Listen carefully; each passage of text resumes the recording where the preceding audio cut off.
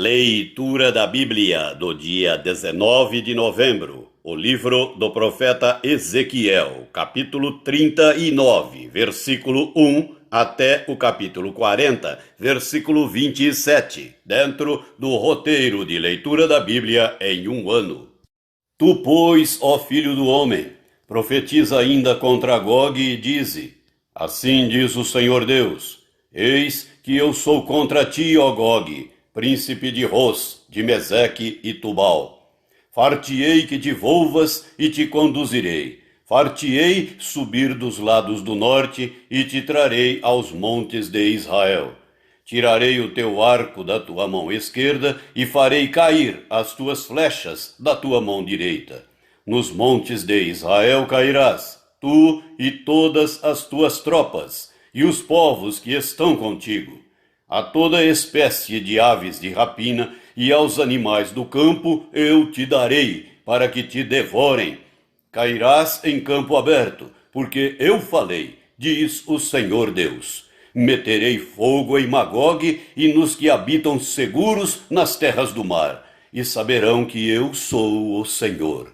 Farei conhecido o meu santo nome no meio do meu povo de Israel, e nunca mais deixarei profanar o meu santo nome.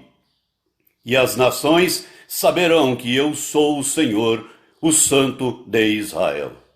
Eis que vem e se cumprirá, diz o Senhor Deus. Este é o dia de que tenho falado.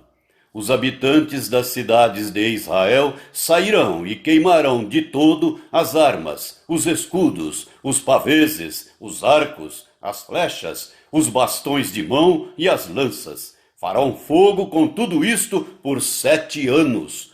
Não trarão lenha do campo, nem a cortarão dos bosques, mas com as armas acenderão fogo. Saquearão aos que os saquearam, e despojarão aos que os despojaram, diz o Senhor Deus. Naquele dia darei ali a Gog um lugar de sepultura em Israel, o vale dos viajantes, ao oriente do mar. Espantar-se-ão os que por ele passarem. Nele sepultarão a Gog e a todas as suas forças, e lhe chamarão o Vale das Forças de Gog.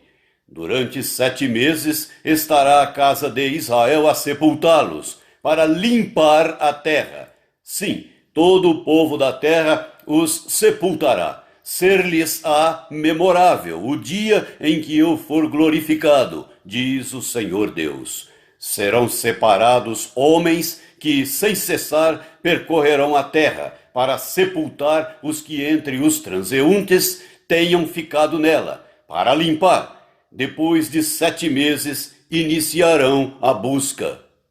Ao percorrerem eles a terra, a qual atravessarão, em vendo algum deles o osso de algum homem, porá ao lado um sinal, até que os enterradores o sepultem no vale das forças de Gog. Também o nome da cidade será o das forças. Assim limparão a terra.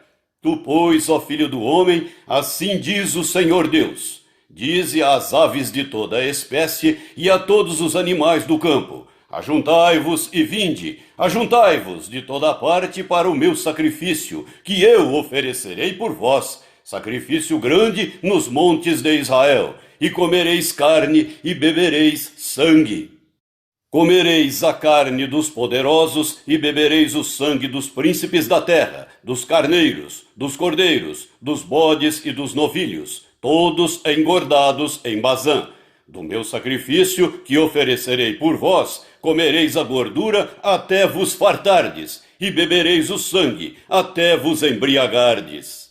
À minha mesa vós vos fartareis de cavalos e de cavaleiros, de valentes e de todos os homens de guerra, diz o Senhor Deus. Manifestarei a minha glória entre as nações, e todas as nações verão o meu juízo, que eu tiver executado, e a minha mão que sobre elas tiver descarregado. Desse dia em diante, os da casa de Israel saberão que eu sou o Senhor seu Deus. Saberão as nações que os da casa de Israel, por causa da sua iniquidade, foram levados para o exílio, porque agiram perfidamente contra mim. E eu escondi deles o rosto, e os entreguei nas mãos de seus adversários, e todos eles caíram à espada. Segundo a sua imundícia e as suas transgressões, assim me houve com eles, e escondi deles o rosto. Portanto, assim diz o Senhor Deus: agora tornarei a mudar a sorte de Jacó, e me compadecerei de toda a casa de Israel. Terei zelo pelo meu santo nome. Esquecerão a sua vergonha e toda a perfídia com que se rebelaram contra mim, quando eles habitarem seguros na sua terra, sem haver quem os espante. Quando eu tornar a trazê-los de entre os povos, e os houver ajuntado das terras de seus inimigos, e tiver vindicado neles a minha santidade perante muitas nações.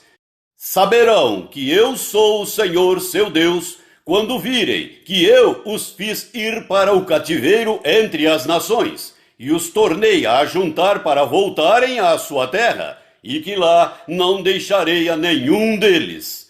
Já não esconderei deles o rosto, pois derramarei o meu espírito sobre a casa de Israel, diz o Senhor Deus. Capítulo 40. No ano 25º do nosso exílio, no princípio do ano, no 10º dia do mês, 14 anos após ter caído a cidade, nesse mesmo dia, veio sobre mim a mão do Senhor e ele me levou para lá. Em visões, Deus me levou à terra de Israel e me pôs sobre um monte muito alto. Sobre este havia um como edifício de cidade, para o lado sul. Ele me levou para lá, e eis um homem cuja aparência era como a do bronze. Estava de pé na porta e tinha na mão um cordel de linho e uma cana de medir. Disse-me o homem: filho do homem, vê com os próprios olhos, ouve com os próprios ouvidos, e põe no coração tudo quanto eu te mostrar, porque para isso foste trazido para aqui. Anuncia, pois, à casa de Israel tudo quanto estás vendo. Vi um muro exterior que rodeava toda a casa, e na mão do homem uma cana de medir de 6 côvados, cada um dos quais media 1 côvado e 4 dedos. Ele mediu a largura do edifício, uma cana, e a altura, uma cana. Então veio à porta que olhava para o oriente e subiu pelos seus degraus. Mediu o limiar da porta, uma cana de largura, e o outro limiar, uma cana de largura. Cada câmara tinha uma cana de comprido e uma cana de largura. O espaço entre uma e outra câmara era de 5 côvados. O limiar da porta, junto ao vestíbulo da porta interior, tinha uma cana. Também mediu o vestíbulo da porta interior, uma cana. Então mediu o vestíbulo da porta, que tinha 8 côvados. E os seus pilares, 2 côvados. O vestíbulo olha do interior da casa para a porta. A porta para o lado oriental possuía 3 câmaras de cada lado, cuja medida era a mesma para cada uma. Também os pilares deste lado e do outro mediam o mesmo. Mediu mais a largura da entrada da porta, que era de 10 côvados. A profundidade da entrada, 13 côvados. O espaço em frente das câmaras era de 1 côvado, e de 1 côvado o espaço do outro lado. Cada câmara tinha 6 côvados em quadrado. Então mediu a porta desde a extremidade do teto de uma câmara até a da outra, 25 côvados de largura, e uma porta defronte da outra. Mediu a distância até aos pilares, 60 côvados, e o átrio se estendia até aos pilares em redor da porta. Desde a dianteira da porta da entrada até a dianteira do vestíbulo da porta interior havia 50 côvados. Havia também janelas com fasquias fixas superpostas para as câmaras e para os pilares, e da mesma sorte para os vestíbulos. As janelas estavam à roda pela parte de dentro, e nos pilares havia palmeiras esculpidas. Ele me levou ao átrio exterior, e eis que havia nele câmaras e um pavimento feito no átrio em redor, Defronte deste pavimento havia 30 câmaras. O pavimento ao lado das portas era a par do comprimento das portas. Era o pavimento inferior. Então, mediu a largura desde a dianteira da porta inferior até a dianteira do átrio interior, por fora, 100 côvados do lado leste e do norte. Quanto à porta que olhava para o norte, no átrio exterior, ele mediu seu comprimento e a sua largura. As suas câmaras, 3 de um lado e 3 do outro. E os seus pilares e os seus vestíbulos eram da medida do primeiro vestíbulo. De 50 côvados era o seu comprimento, e a largura de 25 côvados. As suas janelas e os seus vestíbulos e as suas palmeiras eram da medida da porta que olhava para o oriente. Subia-se para ela por 7 degraus, e o seu vestíbulo estava diante dela.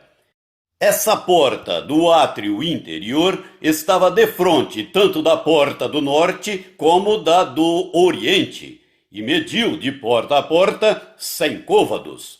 Então ele me levou para o lado sul, e eis que havia ali uma porta que olhava para o sul, e mediu os seus pilares e os seus vestíbulos, que tinham as mesmas dimensões.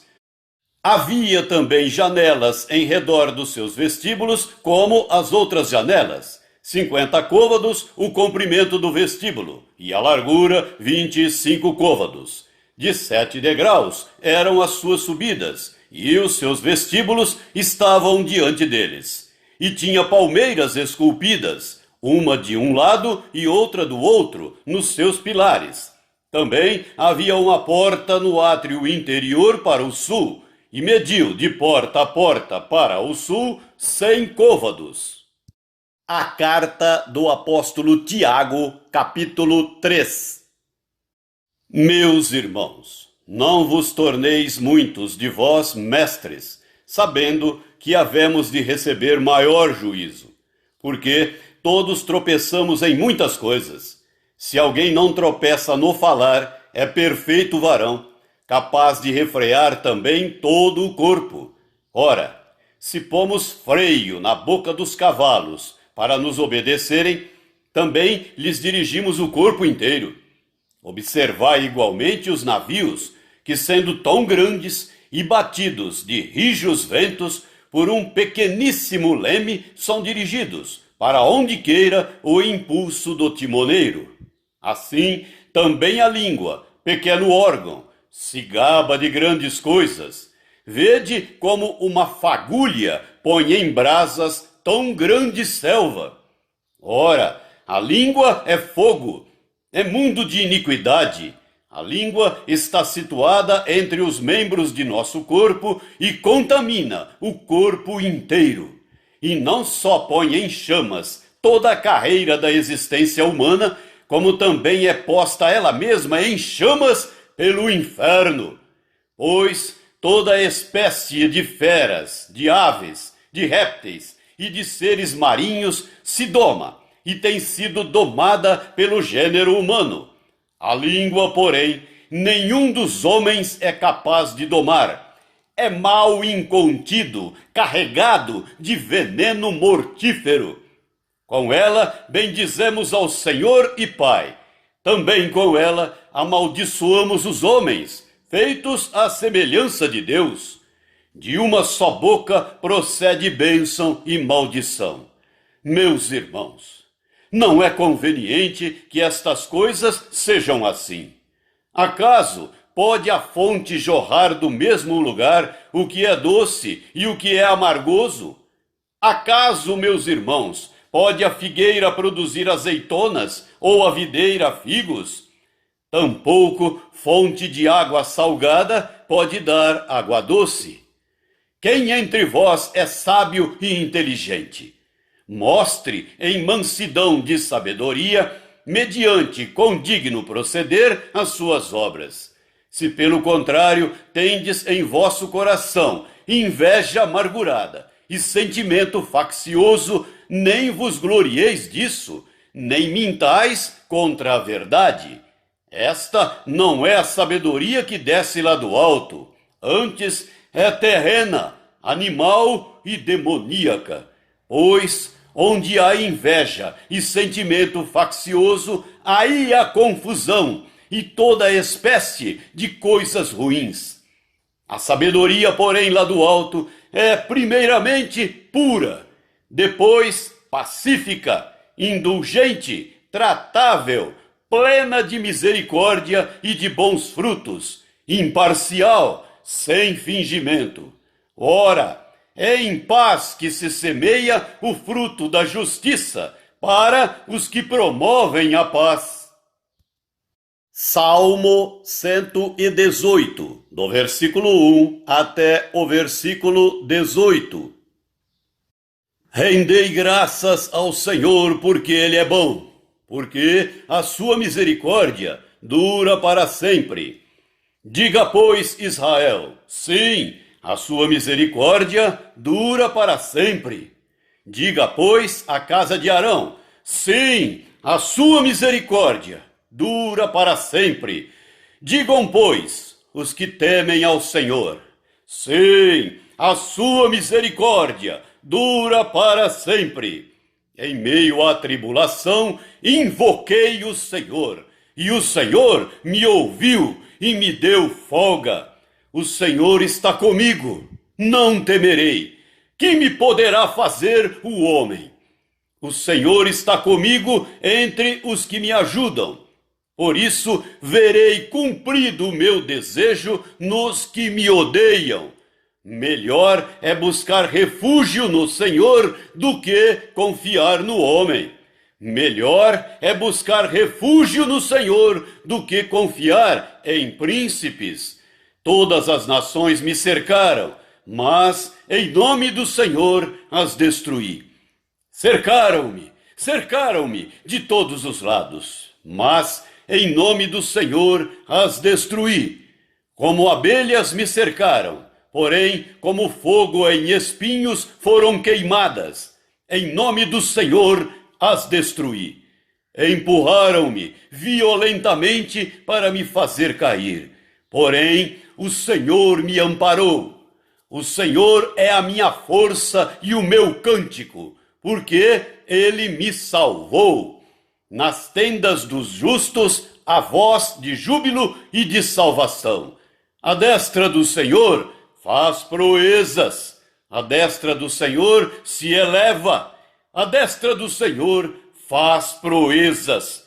Não morrerei, antes viverei e contarei as obras do Senhor. O Senhor me castigou severamente, mas não me entregou à morte.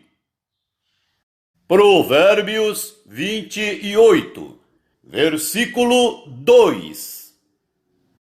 Por causa da transgressão da terra, mudam-se frequentemente os príncipes, mas por um sábio e prudente se faz estável a sua ordem.